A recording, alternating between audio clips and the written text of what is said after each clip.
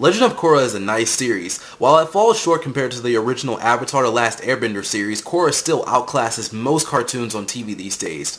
But I think Korra could have been better and been on the same level as Avatar or even surpassed it. So today's question is, where did The Legend of Korra go wrong? Hey guys, what's up? Surma11 here with another discussion video. Today's discussion video is on Legend of Korra. Legend of Korra is the sequel to the hit Avatar The Last Airbender series, but everything changed when Nickelodeon attacked. Only Mike and Brian, creator of both shows, could save them, but when the world needed them most, they were writing. A little while later, fans discovered the creators on social media and spoke to them about Korra. Although Korra is related to Avatar, it has a lot to learn before it can be as good as it, but I believe Korra can save TV. Okay, enough jokes. Legend of Korra is split up book style like Avatar. Korra has 4 books with each book focusing on a villain or groups of villains, and this is the first instance of Korra going wrong. This relates with other reasons I came up with, so I'll just make one big point out of it. Nick wanted a new series by the creators of Avatar that would be 12 episodes. It was a mini-series. And did you know that the creators actually wanted to do an animated movie talking about events after Avatar, but it was declined? Thanks, Nickelodeon. So Korra had 12 episodes, but that same year, the first year of its first season, it was expanded to 52 episodes, or 4 books of Legend of Korra. Each book focuses on one villain, and it just doesn't work. A villain being covered for 13 episodes just isn't long enough. Season 1 works well because they worked within what they had, and they were just starting a new series. They were starting a mini-series, basically, so they knew what to do, how many episodes to focus on this, what to do here, and then it kind of worked. But seasons 2 through 4 suffer because they have to expand on things in the first season while also introducing new ideas. My favorite season from Legend of Korra is season 3, hands down, because the best villain in Korra is here. Season 1 is great, and season 4 is good. Season 2 sucked. Don't even try to defend season 2. The only good thing about season 2 is the Wan flashback, and that's not good if a flashback is better than a whole season. To me, Legend of Korra, it just felt like the creators couldn't tell the story that they wanted to. I would have been more happy if Nickelodeon just told them to keep making episodes until they wanted to stop. Because if you actually go online, some fans saw Korra, they saw a little bit of season 1, they stopped watching it, they didn't really like it, and it was different. And, I mean, if they gave the creators unlimited amount of episodes, just do whatever you want to do, end it wherever you want to, I think Korra could have been better overall. And each book has to end or conclude in a way. And the problem, because these are like self-contained story arcs, and the problem with this is that Avatar The Last Airbender concludes, but is also able to continue seamlessly with the next book. Korra does not do that. I want the villains' plots to be more related, because that's how Avatar was. Avatar was one big long story, but it also concluded with each season. Korra concludes, but it doesn't feel like one long plot. It feels like 4 different plots. And later on, they tried to connect Book 2 and Book 3, and people hated it. Don't relate Unalaq to the awesome, evil Team Avatar. Unalaq is trash. And basically, they're related character-wise. Like, the story arcs are related character-wise, but how did one event influence the other? I think the two things that are like the most connected are seasons 3 and 4. But other than that, they're like, oh yeah, Unalaq was in this group too, actually. So then that kind of connects season 2 there too, but I don't really respect that decision, basically.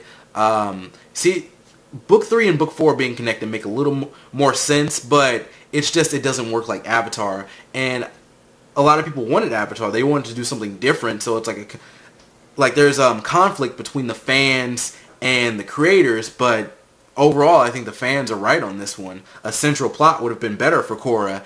And it almost seems like the show is just going through a checklist of villains. Alright, we gotta defeat Amon. Oh, we gotta defeat Unalaq this week. This season we gotta defeat Zahir. Oh, there's other people here. We gotta defeat this one. This one. Oh, season 4, Kuvira. It's just like, man, Korra could have been great with a central plot. I'm telling you, Korra could have been great if all these events were related in a better way. I prefer having some of the characters being in the story around the same time, or at least having them feel like they were always there, like the villains and everything. That would have made more sense. And from the beginning of Avatar, we know that Aang has to defeat the Fire Lord, and that leads to other villains. But Korra has no goal, and that leads me to my other point. What is Korra's goal? What is she doing? Why is she doing this? Oh, because she's the Avatar, but doesn't she have like some central goal that she has to conquer or something? And after Legend of Korra ended, I felt displeased because the show didn't really end for me. Something happened at the end, and it didn't really feel like a conclusion. It felt like there should have been a season 5.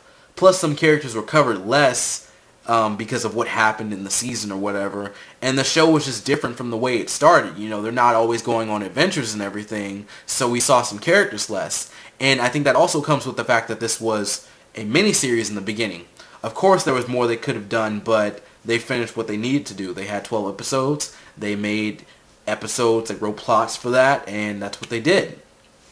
Korra has no goal, and the characters in the story could have been developed more. And I know Avatar isn't super long, but Korra should have been much longer than it was. A long show with the plot of the villains either being connected or just having more details, that would have been cool. The show needs more time to tell its story. And the creators are great and everything, but I think they need more freedom if Nick is the one deciding the episode count.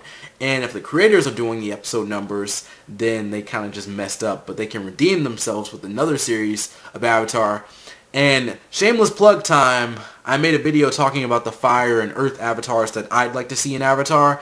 Check that out. The link will be in the description. And there was one more thing I wanted to add on, and it was about what a fan said. As I was doing research for this video last night, someone was saying that Mike and Brian aren't the best writers, and I don't know about that because they wrote a lot. I don't know which season it was, but I know they wrote a lot of the episodes for different things in Korra, so someone was complaining about like the writers being better than the creators, and I don't know about that. I don't know if that was apparent in Avatar or something, but can someone clarify that? It's not a big deal, but I'd like to know about it. My next point is the pro-bending situation in Season 1. If you don't know this, the pro-bending in Season 1 of Korra takes up half of the season. The season of 12 episodes is split between Amon and pro-bending. From the beginning, the show didn't have enough time. The pro-bending subplot could have been expanded on heavily, and the Amon plot could have been expanded on heavily. And that's not what the point of this, or that's not what this point is about, though. I hated the pro-bending aspects of Season 1. It wasn't interesting at all. And I'm not sure why I remember this. My friend, I guess we were like live tweeting while watching the show. He said it was because I'm not a sports guy. That is not true. While I am not interested in playing sports, I've watched various anime series on sports that I have enjoyed. And that sounds like a weeaboo thing to say, but I have watched various anime sports series that I enjoyed. And pro-bending just isn't interesting as a sport. They're just throwing rocks, water, and fire at each other. An actual fighting sport would have been more interesting and actually worth wasting half a season on. And I'm not sure what you guys want me to say on this. I just didn't like this part of the show. My final point relates to the end of the series. At the end of Book 4, Korra and Asami leave to go on a journey to the spirit world. Okay, that's cool. Oh, they're holding hands. They must be close friends now, right? Oh, they're going into the portal. They're getting really close. Huh. This sure does remind me of the end of the Avatar series. Oh. Alright. It's over. Wait. You're telling me they're lesbians? Where the heck did that come from? There was a big debate in the community over this after the show ended, and I don't really care about them being gay. That's cool. Love whoever you want to. My problem is that it felt tacked on. So, in Season 1, Korra and Mako have the cliche, I hate you, sexual tension going on, and then they get together at the end of Season 1, and in Season 2, I believe they started having problems with their relationship, and they ended up breaking up eventually. In Book 3, Korra is an independent avatar that don't need no man, and Book 3 is probably called Change because she became bisexual in it. I'm joking. But the creators basically said that this was planned out for a while and they left hints. I don't see it. I know they had limits with it being on Nickelodeon, but they could have tried more with this. I'm sorry, but I didn't see it. The only hint was that Korra only wrote to Asami. That's it. They could have had more scenes with them together. They could have had something. I mean, it was like, there was one episode they had like girl time or whatever, but other than that, there were no big hints to this relationship. I think they were just like, oh, well, I mean, she doesn't like Bolin. She already dated Mako. Screw it. Let's make her a lesbian. I mean, bisexual. Whatever. Plot twist, one extra point. I kind of already talked about this, but the show just doesn't feel like it ended. I wanted to see what happened on their trip. I wanted to see what happened to Mako and Bolin. I think a better way of ending the series would have been a time skip with them as adults, but they ended it like Avatar. And it's like, do you want Avatar to be like the template for this series or not? Because they didn't want to do like the long adventures like Avatar had. Korra is more in like Republic City mostly, and they made the ending like Avatar. It's like, you gotta pick one, man. You can't be mixing this because it's just not working. And Korra would have benefited from an overall goal. Not to be rude or anything, but I love the show, but I just don't want to read the comics. These should be animated, and I still haven't read the Avatar comics. It's just something that's better in animation, and I'll probably check out the comics eventually, but right now they're just not high on my priority list. So allow me to ask you again, where did Legend of Korra go wrong? Anyways, that's it from me. Thank you for watching this video. I hope you enjoyed. If you like my content and want to see more, be sure to subscribe. Don't forget to follow me on Twitter and like me on Facebook. The links are below. I'm Surmo11. See you next time, and peace out.